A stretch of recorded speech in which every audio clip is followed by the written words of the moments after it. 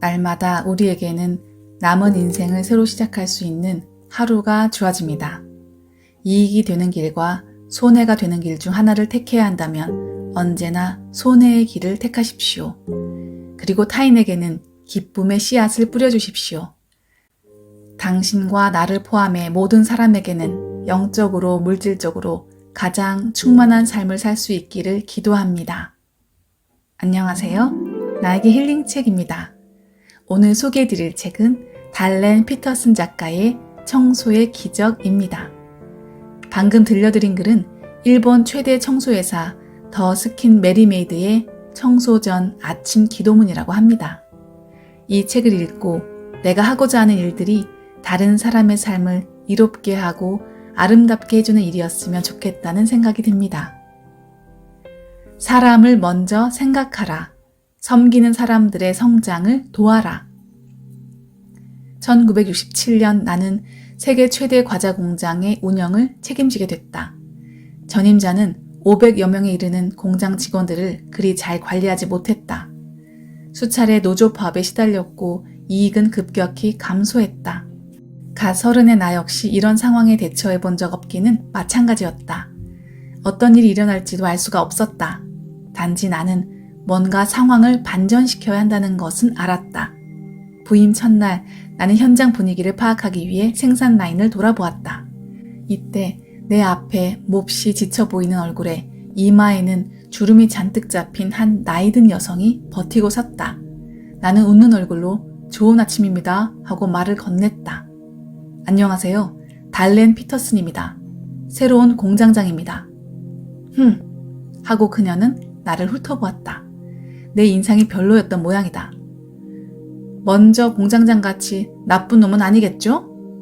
나는 대답을 잘못했다가는 무슨 일이 벌어질지도 몰라 엉겁결에 이렇게 말해버렸다. 네, 저도 제가 그런 놈이 아니기를 바랍니다. 나중에 나는 생산 관리자에게 물었다. 감자칩 라인에서 찡그리고 있는 저 여직원은 누구죠? 아, 베티 말이군요. 이 공장 터줏대감이죠. 상대하지 마세요. 노조 간사예요. 다음날 아침, 나는 생산 라인 안으로 들어가 곧장 베티에게로 향했다. 베티, 나는 그녀의 어깨에 손을 얹으며 이렇게 물었다. 오늘은 기분이 어때요?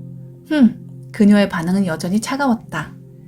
나는 매일 아침 출근하면 생산 라인을 한 바퀴 돌고 나서 반드시 베티를 찾았다. 그녀 어깨에 손을 얹고 이름을 불러주었다. 일을 정말 잘한다고 칭찬해주고 열정에 감사를 표했다. 얼마 안 있어 베티는 공장에 들어서는 나를 보면 손을 흔들었고 씩 웃어주었다. 그리고 오래지 않아 자신이 생각하는 공장의 문제점들을 모조리 말해주었다. 1년도 안 돼 문제투성이었던 그 공장은 페어먼트 푸드에서 가장 많은 수익을 내기에 이르렀다. 2년 후 내가 또다시 정근을 가게 되었을 때 베티는 송별 파티에서 눈물을 흘렸다. 그녀는 그 공장에서 가장 충직한 나의 동료가 돼 있었다. 왜 그렇게 됐을까? 하루도 빼놓지 않고 나는 일부러 시간을 내 그녀가 있는 곳으로 걸어갔다. 그리고 그녀를 감동시키기 위해 먼저 다가갔다. 그녀의 이름을 불러주었으며 격려해 주었고 언제나 정중하게 대했다. 30여 년 전 베티와의 관계에 적용했던 요소들은 매우 기초적인 것들이다. 이것은 사람들이 하는 어떤 일에서도 예외가 없는 진정한 성공의 토대이다. 언제나 사람을 먼저 생각해야 한다. 만일 당신이 상대를 인정해주고 성실과 신뢰와 존중에 기초한 진실한 관계를 맺어간다면 상대는 물론이고 성공 역시 당신의 뒤를 따를 것이다. 명확하게 소통하라. 결혼, 가족, 사업 등 어떤 조직에서나 자신의 원칙과 신념을 실행에 옮기는 데 있어서 가장 중요한 수단이 바로 소통이다. 나는 각자의 인간관이 지적으로 얼마나 고매한지에는 관심이 없다. 중요한 건 실제로 어떻게 사람들을 대하는가이다. 행동과 일치하지 않는 신념은 아무것도 아닌 것이다. 우리는 인간의 존엄성에 대해 일장연설을 한 후 돌아서서 아랫사람들을 더러운 때처럼 여기는 정치 지도자이며 성직자 또는 CEO들을 익히 알고 있다. 알다시피 메리메이드에서는 더러운 것을 참지 못한다. 이는 우리가 일터에서 매일 만나는 사람들을 통해 사람을 먼저 생각하는 것을 실천에 옮겨야 함을 뜻한다. 그 첫 단계는 바로 소통을 통해 실현된다. 즉, 언어나 비언어적 수단으로 생각과 정보를 분명하고도 꾸준하게 주고받는 것이다. 그리고 결혼이든 가족이든 사업이든 소통은 반드시 일방적이 아니라 상호적이어야 한다. 명확하고 효과적인 소통은 자연스럽게 우러나지 않는다. 우리는 모두 자신의 머릿속 생각에 갇혀서 다른 사람들이 내 마음을 정확히 알고 있을 거로 생각한다. 하지만 전혀 그렇지 않다. 따라서 우리는 타인의 정보와 아이디어와 반응들을 조심스럽게 이끌어내야 한다. 이는 노력이 필요하다. 우리는 말하기보다 더 많이 들어야 한다는 것을 의미하기 때문이다. 내일을 즐겨라. 가장 싫은 일부터 먼저 해치워라. 개구리 한 마리를 산채로 매일 먹어야 한다면 아침에 일어나 그 일부터 하라. 그러면 그날 이보다 더 나쁜 일은 벌어지지 않을 것이다. 라는 말을 들은 적이 있을 것이다. 마크 트웨인이 한 말이다. 누구에게나 정말 밥맛 떨어지지만 꼭 해내야 하는 일들이 한둘씩 있다.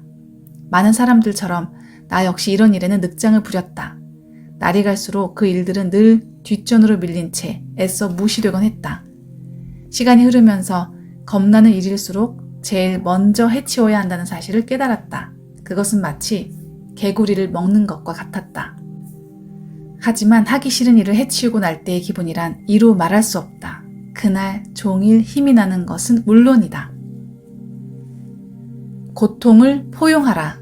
역경은 당신을 단련시킨다.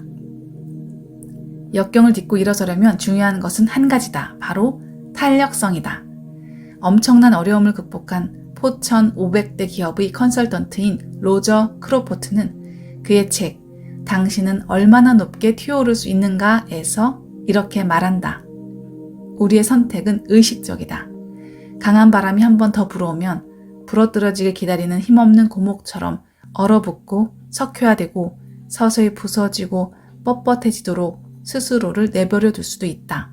그러나 탄력성을 키우고 이를 키워갈 수 있는 단계를 밟을 수도 있다. 다행히도 탄력성은 배울 수 있는 기술이다. 살아있는 한 누구나 도전과 역경을 만나게 마련이다.